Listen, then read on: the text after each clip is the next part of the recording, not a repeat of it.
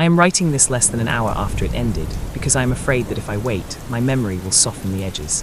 I do not want that. I want it sharp. I want it accurate. I want proof that I did not imagine any of this. The house is quiet again. Too quiet. The kind of quiet that presses against your ears until you notice your own breathing and start counting it by mistake. Earlier tonight, it was an ordinary quiet. I washed my plate, dried it, set it on the rack. I locked the back door out of habit, even though I rarely use it. I checked the time on my phone. 11:47 p.m. I remember because I considered staying up until midnight and decided against it. I turned off the living room light, leaving the lamp in the bedroom on, the same one I always leave on. A soft yellow, enough to make the hallway feel shorter. Nothing felt off. That is the part that keeps circling back. Nothing felt off. I lay in bed scrolling without really reading, letting my eyes move while my thoughts stayed loose. The house made its usual sounds, pipes clicking as they cooled, the refrigerator humming itself to sleep. Somewhere outside, a car passed and the sound slid through the walls like water. At 12:13, I heard a noise I could not place. It was not loud, that was the problem. It was the kind of sound you almost dismiss before it finishes happening. A brief scrape followed by silence. I told myself it was the house settling.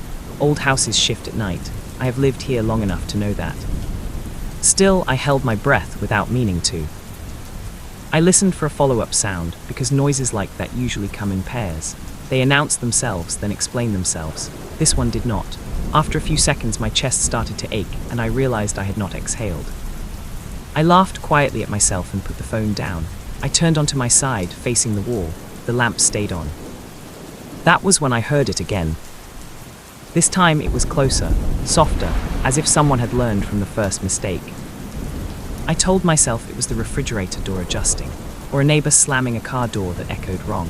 The explanations lined up quickly, eager to be used. I chose one and lay there with my eyes open, staring at the faint shadow the lamp cast on the wall.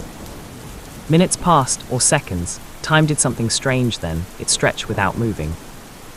At 12:21, I checked my phone again. I needed the confirmation of numbers changing, needed proof that the world was still obeying rules.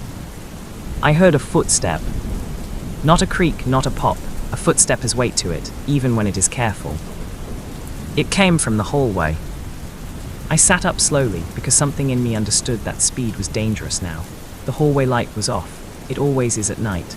The darkness there felt thicker than it should have, like it had weight.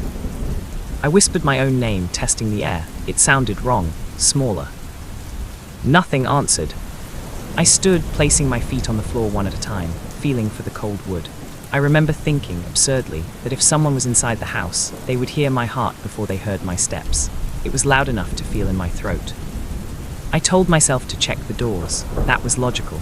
Doors first, then windows. I picked up my phone, not to call anyone, just to have something solid in my hand. The hallway smelled different. That was the first detail I could not explain away. The air was cooler, and there was something else underneath it. Not sweat, not smoke, just a human closeness, like a room after someone leaves.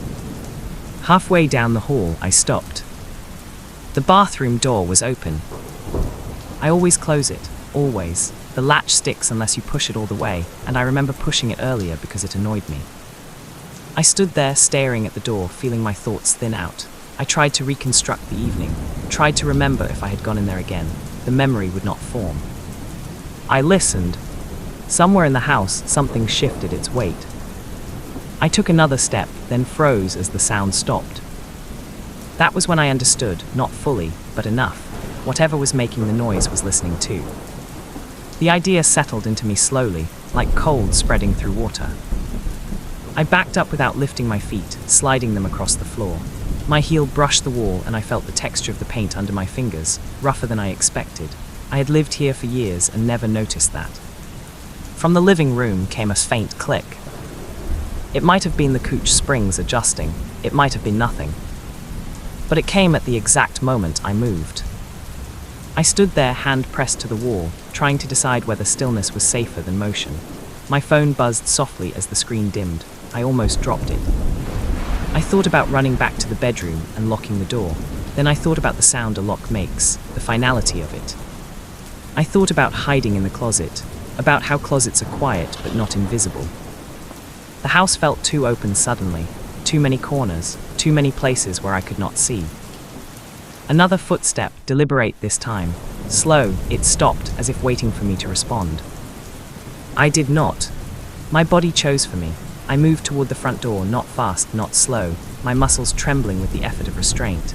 Every step felt like a negotiation. The living room was darker than the hallway.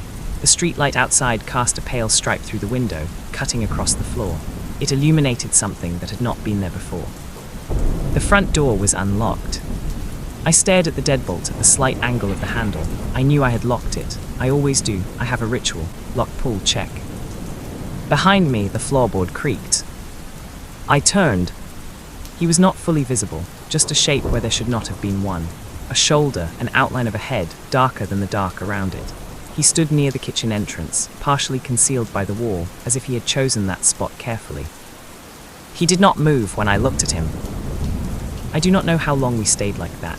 My mind was blank in a way I did not know was possible. No thoughts, just sensation, the burn in my legs, the dry taste in my mouth, the sound of my own breathing, too loud, too fast.